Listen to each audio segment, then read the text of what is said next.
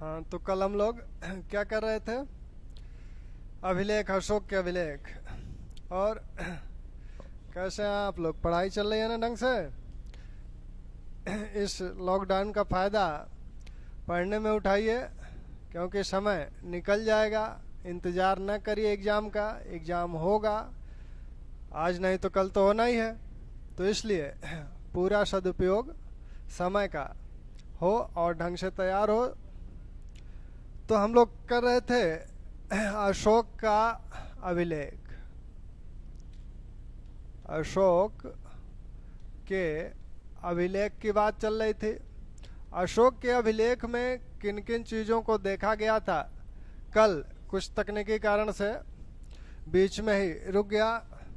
मैं चाह रहा था कि कल ही अभिलेख पूरा कर दूं, थोड़ा ज़्यादा समय तो लगता लेकिन अभिलेख एक साथ कंप्लीट हो जाता।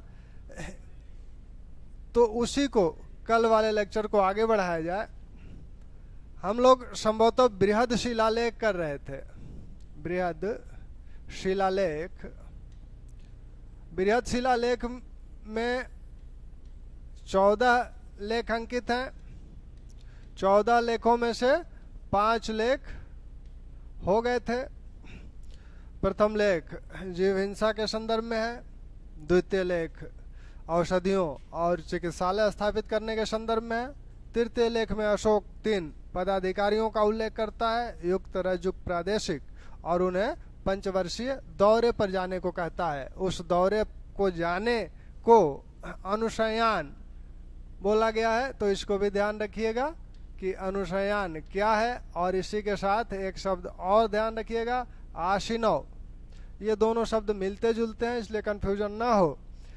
अनुशयन यानी पंचवर्षीय दौरे की बात है। ये 5 वर्षीय दौरा, और ये इसका उल्लेख आप आगे देखेंगे तीसरे स्तंभ लेख में। हालांकि धर्म में इसकी बात हो चुकी है, आशिनव की, पाप जिसे कहता है। चौथा स्तंभ लेख भेरी घोष की जगह धम घोष की बात करता है। और चौथा शिलालेख, 5वां शिलालेख ये कहता है कि अशोक कहता है इसी में कि हमने अपने राज्याभिषेक के 13वें वर्ष धम महामात्रों की नियुक्ति की है, जो अब तक नियुक्त नहीं किए गए थे। यानी धम महामात्र अशोक के पहले नहीं नियुक्त किए गए थे, अशोक ने उन्हें पहली बार नियुक्त किया। तो 5वां शिलालेख जो बात कहता है, इस शिलालेख से यह ज्ञात होता है कि अशोक ने धम महामात्रों की नियुक्ति की थी। धम महामात्र। अब धम महामात्रों की नियुक्ति किस वर्ष वो कहता है कि अपने राज्याभिषेक के 13वें वर्ष, 13वें वर्ष इनकी नियुक्ति किया। नियुक्ति क्यों किया गया, किस लिए, इनके उत्तरदायित्व क्या है, इनके अधिकार क्या है। तो धम महामात्रों की नियुक्ति जब अशोक ने किया तो ये कहा कि ये क्या करेंगे, विभिन्न संप्रदायों के बीच समन्वय स्थापित करेंगे। विभिन्न संप्रदायों के बीच, संप्रदायों के बीच समन्वय स्थापित करेंगे। समन्वय 7वें स्तंभ लेख में भी इनकी चर्चा करता है कि हमने महामात्रों की नियुक्ति की है, जो विभिन्न संप्रदायों के बीच, वो आजीवक हो, ब्राह्मण हो, श्रमण हो, उनके बीच समन्वय स्थापित करेंगे। तो पहला इनका कार्य है समन्वय स्थापित करना। दूसरा कार्य इनका है राज दरबार द्वारा या राजा द्वारा जो दान दिया जाएगा, तो उस दान का क्या करेंगे, समुचित प्रयोग करेंगे। यानी सही तरीके से उस दान से क्या करना है, वो समुचित उसका प्रयोग करेंगे। कुछ न्यायिक अधिकार भी इन धम महामात्रों को दिया गया था।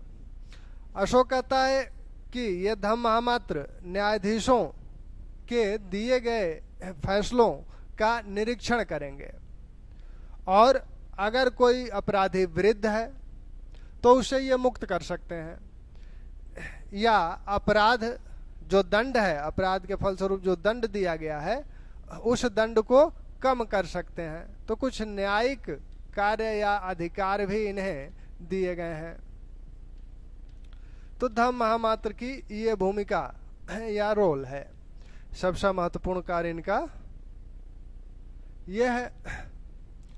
अब छठवां शिलालेख, छठवें शिलालेख में क्या कहा गया? छठवां शिलालेख, यह शिलालेख, इसमें अशोक कहता है कि सर्वलोक हित मेरा उद्देश्य है और सर्वलोक हित से बढ़कर कुछ भी नहीं है। यानी सर्वलोक हित, सर्वलोक हित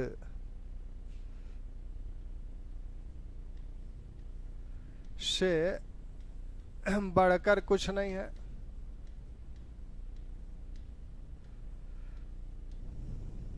वह कहता है कि मैं सर्वलोक हित क्यों करता हूं? क्योंकि इससे मैं प्रजा के ऋण से उऋण होना चाहता हूं। यह करके प्रजा के ऋण से क्या होना चाहता हूं?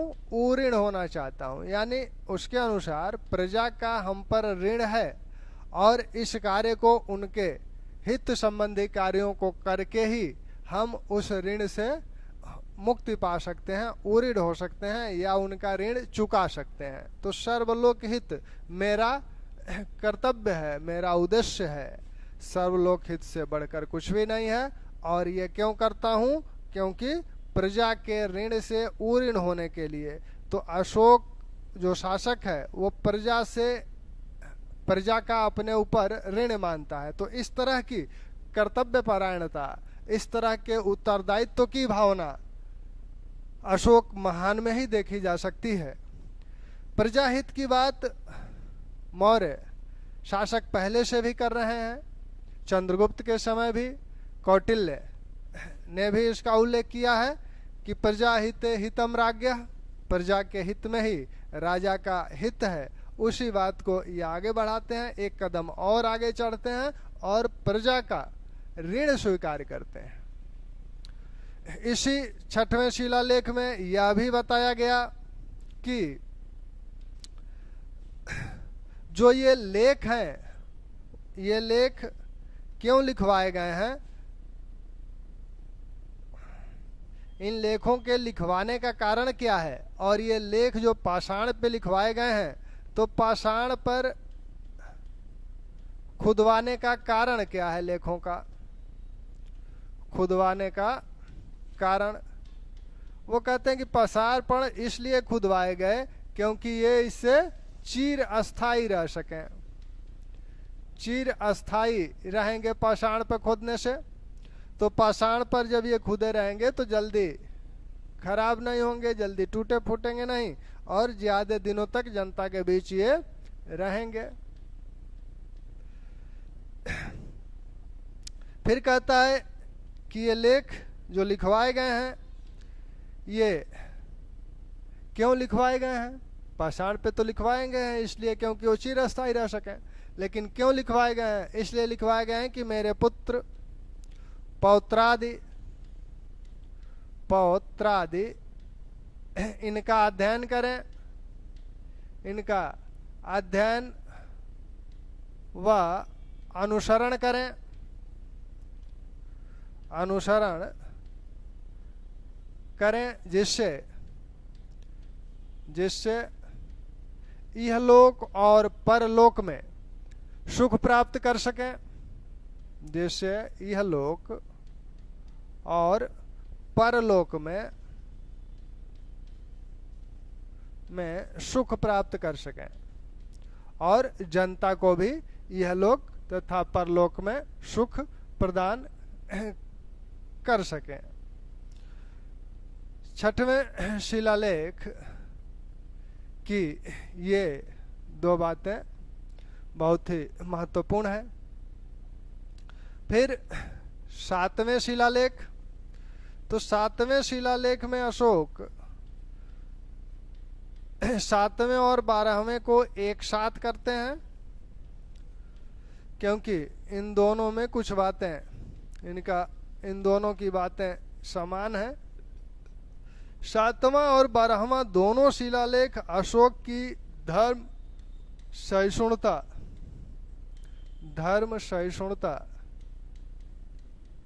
को इंगित करता है। हालांकि एक लेख और है जो इसकी धर्म सहिष्णुता को इंगित करता है, वो लेख आपका 6वां स्तंभ लेख है। अब 7वें लेख में वो क्या कहता है? 7वें लेख में कहता है अशोक कि सभी संप्रदाय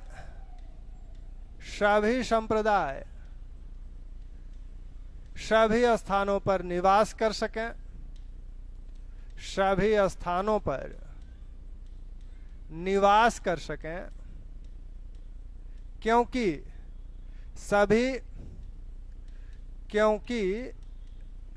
सभी आत्मसंयम और हृदय की पवित्रता चाहते हैं,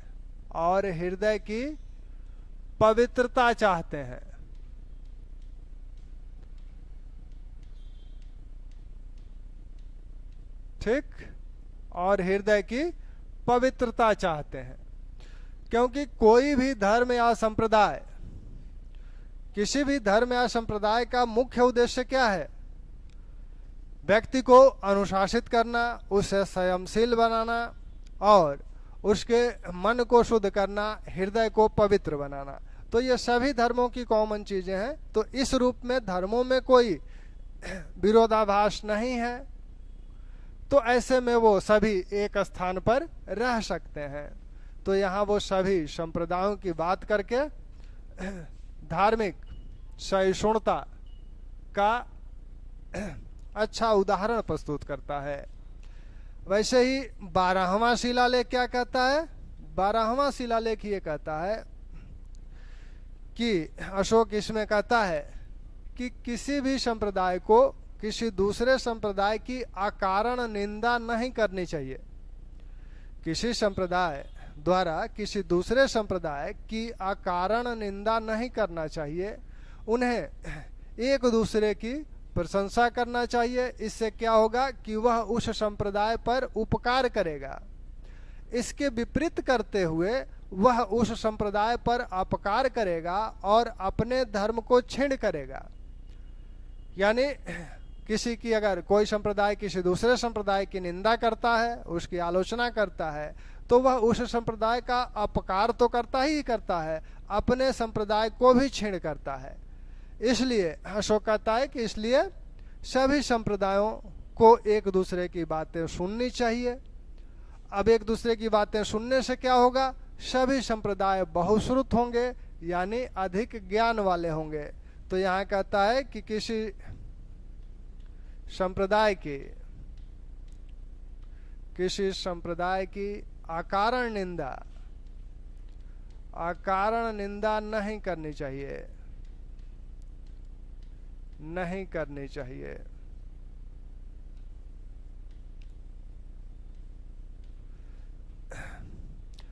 किसी संप्रदाय की अकारण निंदा नहीं करनी चाहिए।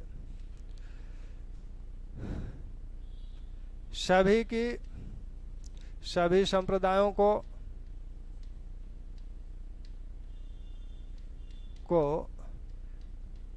एक दूसरे की प्रशंसा करनी चाहिए।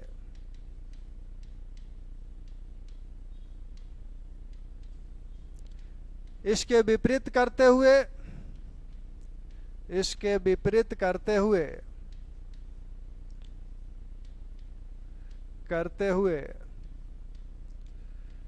जिस संप्रदाय की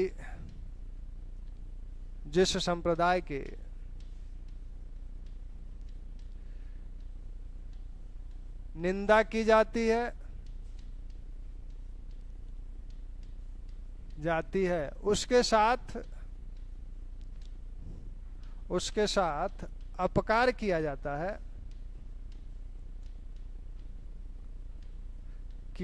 है। साथ ही साथ ही अपने संप्रदाय को भी वह क्षीण करता है, साथ ही अपने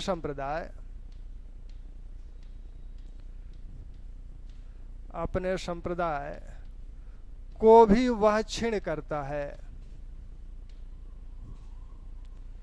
वह क्षीण करता है।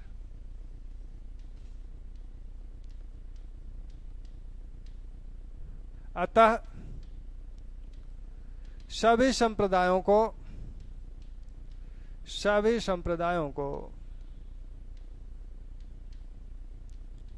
को एक दूसरे की बात सुननी चाहिए,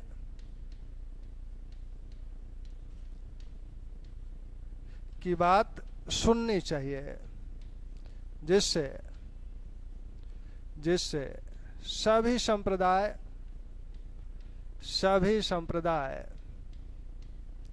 बहुश्रुत होंगे,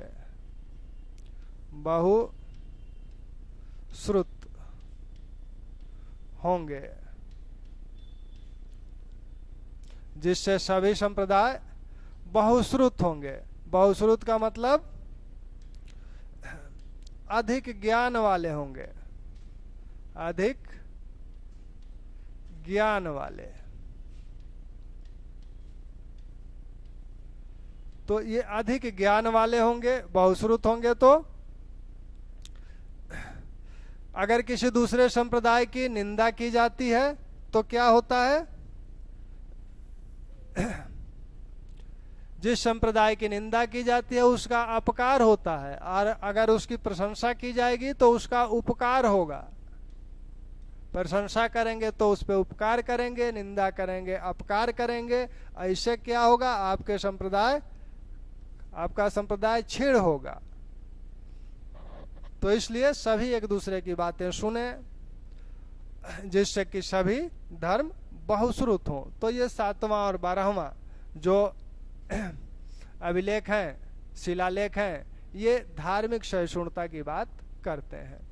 वैसे ही 6वां स्तंभलेख, अभी स्तंभलेखों पे आया जाएगा तो बात होगी, यह भी कहता है कि अशोक सभी संप्रदायों का सम्मान करता है। वो कहता है हम सभी संप्रदायों का सम्मान करते हैं। तो ये आपका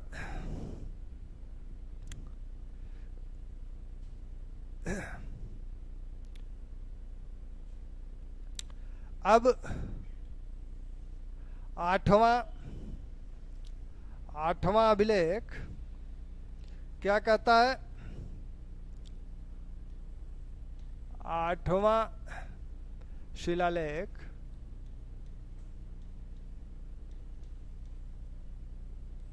यह 8वां शिलालेख किसकी बात करता है? इसकी बात धम्म में भी हो चुकी है। यह धम्म यात्रा की बात करता है मुख्य रूप से। हालांकि 7वें में भी धम्म यात्रा की चर्चा है, लेकिन धम्म यात्रा के संदर्भ में मुख्य जो अभिलेख है वो 8वां अभिलेख है। इसमें अशोक कहता है कि हमने बिहार यात्राओं को त्याग दिया है, और बिहार यात्राओं में जो समाज होते थे उन समाजों में से वैसे समाजों को त्याग दिया है जिनमें हिंसा होती है। तो बिहार यात्राएं क्या है? राजा लोग अपना निकलते थे घूमने, शिकार करने, तो वही बिहार यात्राएं हैं। और उस दौरान वो शिकार के पश्चात नृत्य और मांस मदिरा आदि का सेवन भी होता था। तो वहाँ जब मांस का सेवन होता था तो पशु हत्याएं भी होती थी। तो वैसे समाजों से वो दूर जाता है और बिहार यात्राओं की जगह धम्म यात्राओं को शुरू करता है। विभिन्न क्षेत्रों में जाता है, अपने प्रजाजनों से मिलता है, उन्हें धर्म की बातें बताता है, उनके समस्याओं को सुनता है, और कुछ गरीब या असहाय लोग हैं उन्हें आर्थिक सहायता भी प्रदान करता है। तो यह धम्म यात्राएं शुरू किया। धम्म यात्राएं कितने किया था? 10वें वर्ष, इसको आप धम्म में देख चुके हैं। 10वें वर्ष एक बार रिवाइज कर लीजिए। 10वें वर्ष बोध गया की यात्रा करता है, और 20वें वर्ष लुम्बिनी की यात्रा करता है। 20वें वर्ष लुम्बिनी की यात्रा करता है। ठीक। 9वां शिलालेख 9वां शिलालेख कहता है कि यश और कृति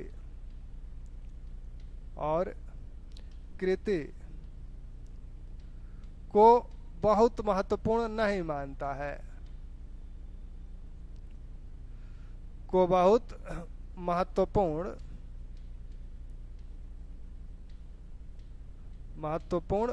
नहीं मानता है।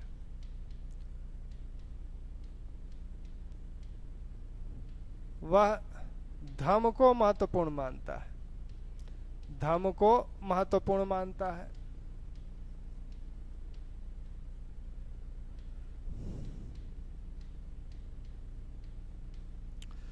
ग्यारहवां शिलालेख, 11वें शिलालेख में अशोक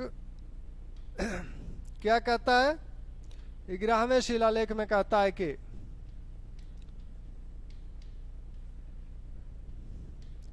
धम्म दान की बात करता है।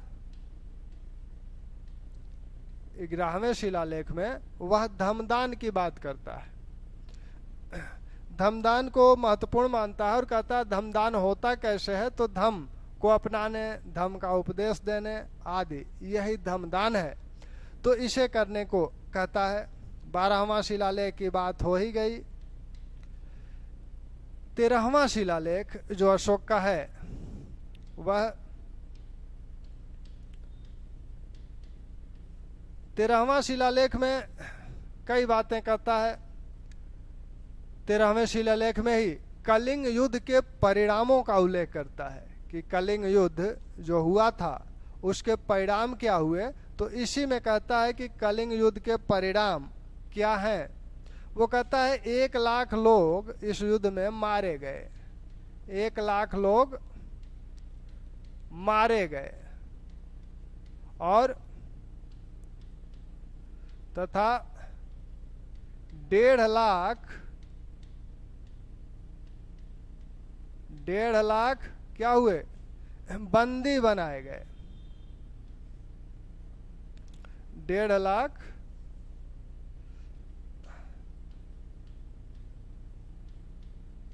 बंदी बनाए गए, 1 लाख लोग मारे गए, 1.5 लाख बंदी बनाए गए। जो युद्ध में भाग नहीं लिए थे, जैसे वृद्ध, ब्राह्मण, श्रमण युद्ध में भाग नहीं लिए थे, फिर भी अपने परिजनों के मारे जाने से बहुत दुखी हुए। तो यह बात वो अपने 13वें शिलालेख में बताता है। इसी शिलालेख में वह आटविक जातियों जो जंगल में रहती थी, विशेषकर जनजातियों को, वह यह कहता है कि आप अपराध करोगे तो सम्राट क्षमा कर देगा, लेकिन जो क्षम्य अपराध हैं वही क्षमा किए जाएंगे, जो अक्षम्य हैं उन्हें क्षमा नहीं किया जाएगा। सम्राट या राजा उन्हें, जो अपराधी हैं उन्हें मरवा देगा।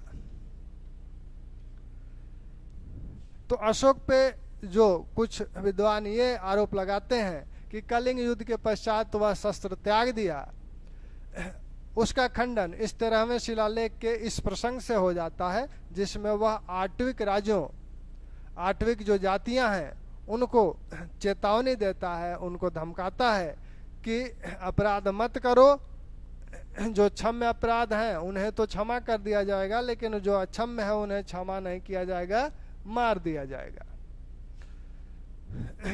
तो ये आपका अशोक के शिलालेख हैं। बृहद शिलालेखों की ये बातें हो रही थी। अब अशोक के एक शिलालेख में अभी एक और बचा है, वो है आपका 14वां शिलालेख। क्या कहता है? 14वां शिलालेख कहता है, ये अशोक जो लेख लिखवाया है, इन लेखों को वह धम्मलिपि कहता है, लेखों को धम्मलिपि कहता है। और 13वां में एक बात और, शायद दूसरे शिलालेख के साथ ये बात हुई थी कि नहीं हुई थी, अगर नहीं हुई थी तो 13वें की बात थोड़ी सी और है, उसको भी कर लेंगे। लेख 14वें को देख लीजिए, यह लेखों को धमलिपि कहता है, साथ में यह भी कहता है कि यह सभी लेखों का सार है। उपर्युक्त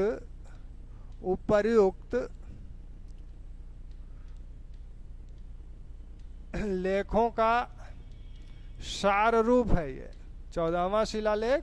अगर कहा जाए कि कौन सा शिलालेख सभी शिलालेखों का सार रूप है, तो 14वां शिलालेख सभी शिलालेखों का सार रूप है। साथ में अशोक कहता है कि लिपिकार से कुछ त्रुटि हो सकती है, कुछ त्रुटि हो सकती है, हो सकता है खुदते समय कुछ त्रुटि हो गई हो, तो यह बात भी वो स्वीकार करता है। तो 14वें शिलालेख सभी उपर्युक्त सभी शिलालेखों का सार है। इसमें अशोक कहता है कि ये लेख इनको धमलिपि कहता है, और यह भी बताता है कि लिपिकारों से कुछ त्रुटि हो सकती है, हो गई हो। 13वें शिलालेख की बात थी। कुछ दूसरे शिलालेख को ध्यान दीजिए, दूसरे शिलालेख को याद कीजिए। दूसरे शिलालेख में ये बात कही गई थी कि औषधि और अस्पताल की व्यवस्था संबंधी अशोक ने कहाँ कहाँ किया है। तो उस शिलालेख में वह यवन राजा अंतियोक की बात करता था और उसके पड़ोसी राज्यों का, पड़ोसी राजाओं का, लेकिन उन पड़ोसियों का वो नाम दूसरे में नहीं लेता है। तीसरे शिलालेख में एक बात जो धम में आपने देखी थी, वो बात ये थी कि इसी शिलालेख में वह धम विजय की बात भी करता था। इसी शिलालेख में अशोक ने धम विजय की भी बात की हुई है। अब वो कहता है कि ये धम विजय कहाँ हुआ, कहाँ कहाँ हमने धम विजय की। तो धम विजय कहाँ कहाँ की यह बताता है कि हमने अपने राज्य में तो धम विजय की ही, अपने राज्य से बाहर 600 योजन मील तक भी हमने धम विजय की है, और वो यवन राज्यों तक हमने धम विजय की है। वो यवन राज्य कौन कौन से हैं, यवन राजाओं का नाम बताता है इसी 13वें शिलालेख में। धम विजय के संदर्भ में वह कहता है कि अंतियोक, अंतिकिन,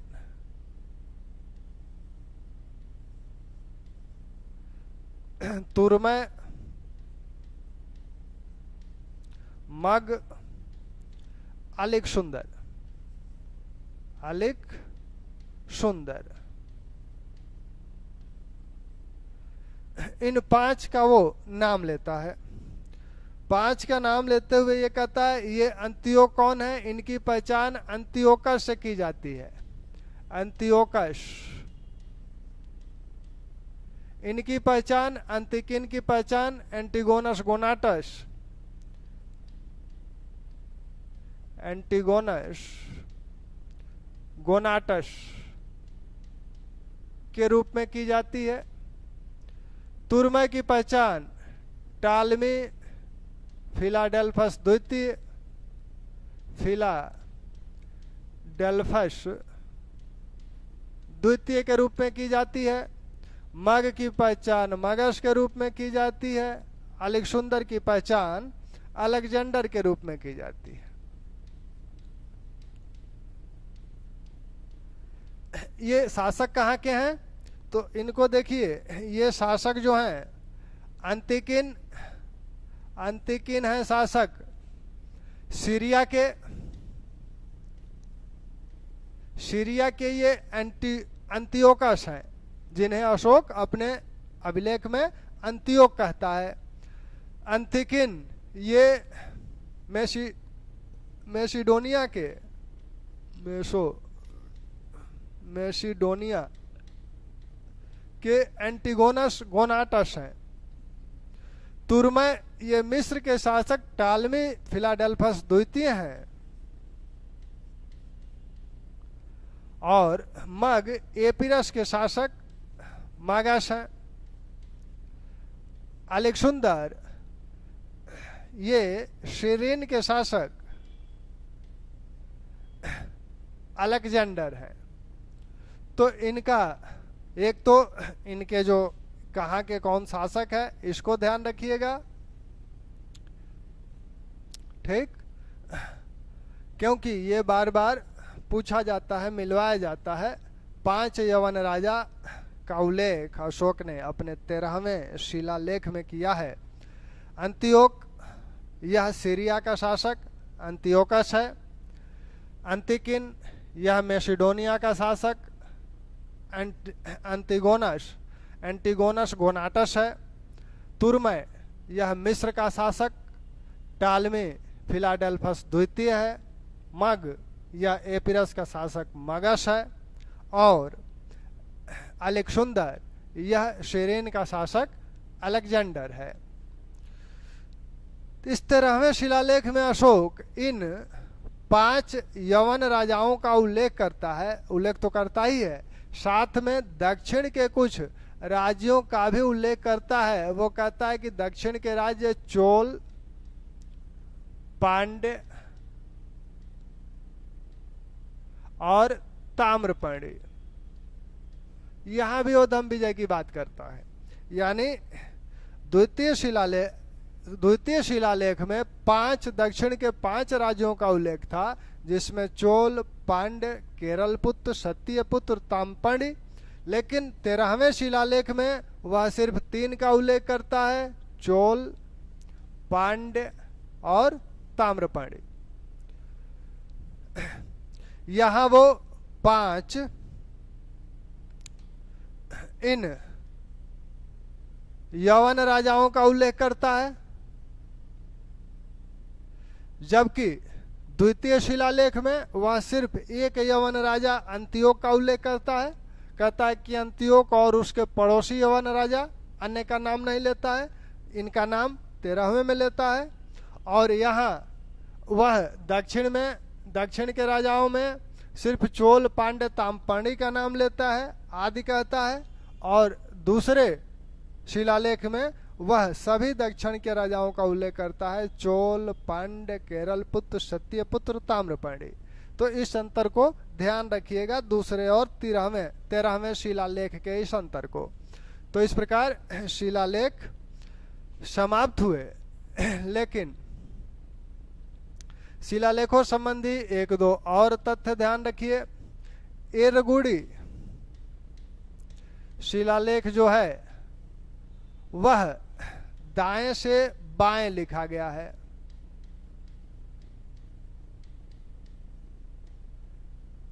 ठीक, दाएं से बाएं लिखा गया है। और इसी शिलालेख में कुछ अधिकारियों का उल्लेख हुआ है। इस शिलालेख में कुछ अधिकारियों का उल्लेख हुआ है, जिसमें आपका कर्णिक, यह क्या था, यह आपका कर्णिक लिपिकार था, क्लर्क। तो यह लिपिकार, ऐसे ही वह गज्यारोहियों की बात करता है। इसी में उल्लेख गज्यारोहियों का उल्लेख करता है। इसी में वह अंतेवासियों का भी उल्लेख करता है। अन्य अधिकारियों में रज्जुक का भी उल्लेख करता है। तो ये एरगुड़ी अभिलेख, ये आपका आंध्र प्रदेश से प्राप्त हुआ अभिलेख है। यहाँ से बृहद शिलालेख तो मिला ही है, साथ में यहाँ से लघु शिलालेख भी मिला है। जो प्रथम शिलालेख है उसे गिरिनार संस्करण कहा जाता है, और जो 13वां लेख है उसे शाहबाजगढ़ी संस्करण कहा जाता है। तो अगर कभी पूछा जाए तो प्रथम शिलालेख क्या है, यह गिरिनार संस्करण है। और 13वां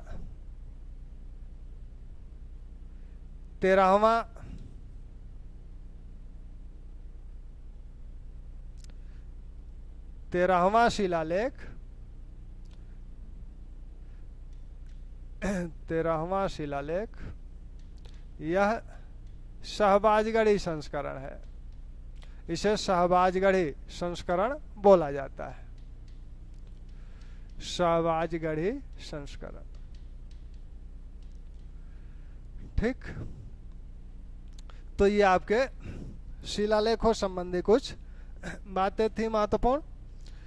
अब लघु शिलालेख, बृहद शिलालेख के बाद अशोक ने लघु शिलालेखों, अशोक के लघु शिलालेख भी मिलते हैं, तो अशोक के जो लघु शिलालेख हैं उनको देखा जाए तो लघु शिलालेख अनेक हैं, और इन पर जो लेख हैं वो एक ही प्रकार के लेख सभी पर नहीं है, न ही लेखों की संख्या निश्चित है। लघु शिलालेखों में जो आपके उत्तर प्रदेश से लघु शिलालेख प्राप्त हुआ है वो आपका अहरौरा, कहाँ जा रहे, उत्तर प्रदेश से जो शिलालेख प्राप्त हुआ है आपका वो अहरौरा है, और बिहार से सासाराम लघु शिलालेख। तो यहाँ से उत्तर प्रदेश से अहरौरा, बिहार से सासाराम, उत्तर प्रदेश से मध्य प्रदेश से कई शिलालेख मिलते हैं। मध्य प्रदेश से जो शिलालेख मिले हैं उन्हें देखिएगा। मध्य प्रदेश से रूपनाथ, सारो मारो,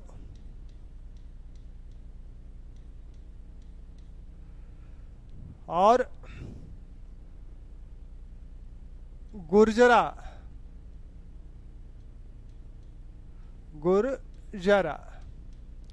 और आपका यहीं से बुधनी अभिलेख मिलता है।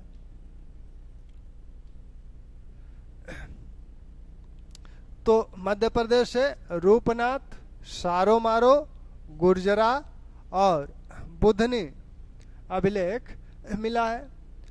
वैसे ही कर्नाटक से सर्वाधिक लघु शिलालेख अगर कहीं से मिले हैं तो आपका कर्नाटक से मिला है। तो कर्नाटक से जो मिले हैं उसमें आपका मास्की, ब्रह्मगिरी,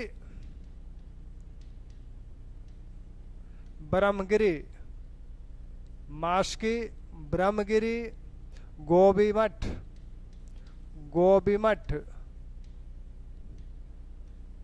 पालकी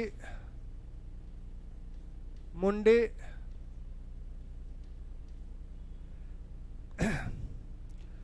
जटिंग, रामेश्वर। तो मास्की, ब्रह्मगिरी, गोबीमठ, पालकी मुंडी, जटिंग, रामेश्वर, सिद्धपुर, नेतूर, उड़ेगोलम। तो ये आपके कर्नाटक से महत्वपूर्ण लेख है। एक लेख इसमें एक और है महत्वपूर्ण, सन्नाती। तो ये कर्नाटक से जो लेख मिले हैं इनको ध्यान रखिएगा। मास्की, नेतूर, उड़ेगोलम, सन्नाती, अन्य को भी आप ध्यान रखें। सब्जेक्ट में ये अपेक्षा आपसे की जाएगी कि आप ध्यान रखें। जीएस के लिए भले ना अपेक्षा की जाए लेकिन सब्जेक्ट के लिए आपसे अपेक्षा की जाएगी। आंध्र प्रदेश का जो अभिलेख है, 2 अभिलेख यहाँ से मिलते हैं। उन 2 अभिलेखों को देखें। आंध्र प्रदेश से एर्रगुडी, जिसे आपने बृहद शिलालेख में भी देखा था, और राजवुल मंडगिरी। तो ये दोनों अभिलेख आपके आंध्र प्रदेश से हैं। राजस्थान का एक महत्वपूर्ण शिलालेख है जिसे आप जानते हैं, पहले से भी धम्म में उसकी चर्चा हो चुकी है। भाब्रू शिलालेख वैराट जयपुर से प्राप्त हुआ है। तो इन लघु शिलालेखों को देखें तो उत्तर प्रदेश से आपका जो शिलालेख है वो रौरा, बिहार से सासाराम, मध्य प्रदेश से रूपनाथ, सारोमारो, गुर्जरा, बुधनी,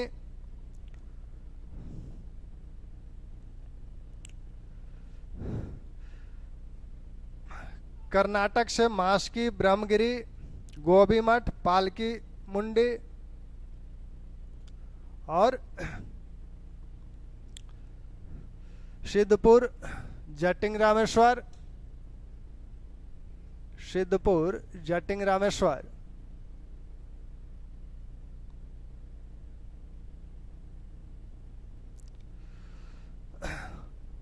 मास्की, सन्नाती और आंध्र प्रदेश से एरगुड़ी, राजवुल, मंडगिरी और राजस्थान से भाबरू।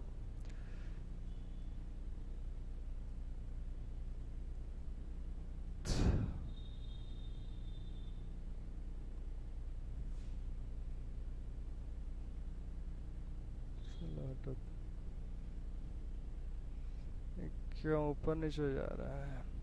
चलो,